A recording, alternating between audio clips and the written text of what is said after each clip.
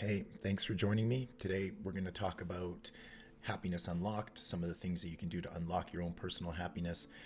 I'm a firm believer that happiness is something that we choose to unlock, and it's something that we can choose to access. So, I'm going to show you what I mean by that, and I hope you enjoy and follow along. So, first off, this idea that happiness can be unlocked is better described as how can one be happy? And that's really the question that we're asking here is like, how does one go about being happy in life? And you first need to understand that the dislike of oneself is the unhappiness. And this is the process that we go through of identifying all the things that we don't like about ourselves. And this creates this idea of being unhappy or an unhappiness of who we are or who we are inside ourselves. So the first thing is to understand what this suffering or what this pain is caused by. And it's our thoughts or our emotions about how much we dislike ourselves or how much we compare ourselves to somebody else. And that's what ends up creating this idea of disliking oneself is we're looking at other people, what they're doing, and we're not satisfied. So what does this exactly mean? Well, it doesn't mean that you need to love yourself fully and completely in order to be happy. That's kind of a myth. We don't have to have this person in front of a mirror that's like pounding out this mantra, I love myself, I love myself. Ultimately, it actually brings up all the things that we don't love about ourselves, either consciously or subconsciously. So I'm not going to sit here and suggest that you want to love yourself in that way. What I will suggest, though, is that you need to accept you. And I don't mean like exactly you as you are, I mean the you that you could be. You can accept you as you are today, but then at the same time, use who you are to move forward and use your tools and start contributing to yourself. And I don't mean, again, we're coming back to this I love you idea. I'm not talking about a mantra. I'm wanting you to get to a point where you can say, not always do I love myself, but at least I wouldn't say that I would rather be somebody else. So you accept you for who you are and not try and be someone else for which you aren't. But what this means is you have to understand what pain is, and pain and suffering is the story that makes our pain significant. And what I mean by that is there's two forms of pain. There's the pain of presence, and that's the pain that exists in your life because something is present.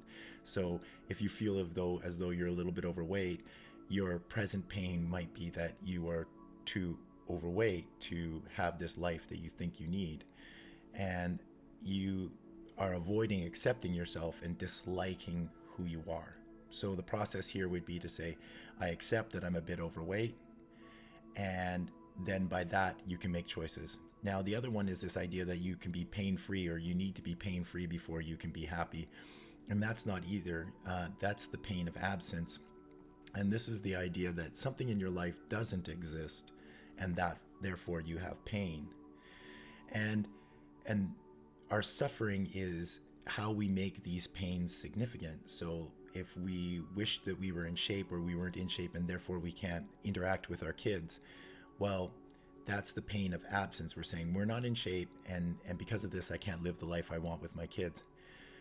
And that's how we create our suffering. So these are the stories of our pains that make our suffering significant. Now, what it could be is it could be stories that became the change that you wanted to make, or where you're going to start working for towards. And that's what I mean by working with your tools and accepting you, but not exactly how you are. So what this requires is you're going to have to jump in, and you have to jump into life and experience what it is, because pain and suffering is triggered from the outside world without our permission. We will run into people that will trigger it, we'll run into situations that will trigger it. So this idea that we can control pain and suffering is really not useful.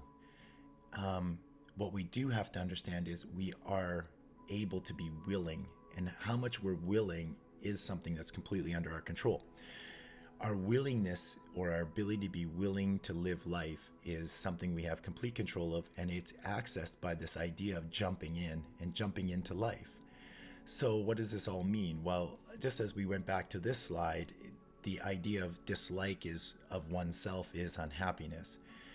Now, when we jump in and we're willing to accept me or accept you for who we are, then we must first fully accept where we are. And that is saying these are our pains, and this is our starting point for where we're going to grow to. See, the feeling of being happy is the ability to contribute to yourself and to others.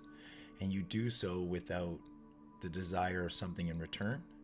So once we start that process and we start practicing giving back to a world or contributing in a world where we want to exist, that's how we gain access to this flowing feeling of happiness.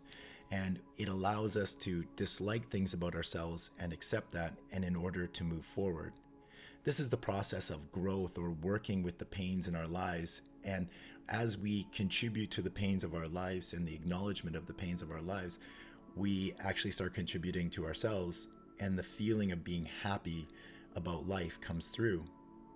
And the more we practice this, the more we're going to feel the happiness that we're looking for in life.